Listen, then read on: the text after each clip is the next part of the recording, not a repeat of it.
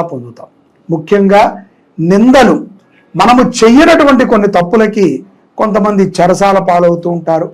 మన ఇళ్లల్లో ఉన్నవాళ్ళు కొంతమంది నిందలు పడుతూనే ఉంటారు. ఆఫీసులో కానీ, ఉద్యోగాలలో కానీ, వ్యాపారములో కానీ, కుటుంబంలో కానీ ఏ తప్పు చేయకుండా ఏదో ఒక నిందని నిత్యము అనుభవిస్తూ ఉంటారు.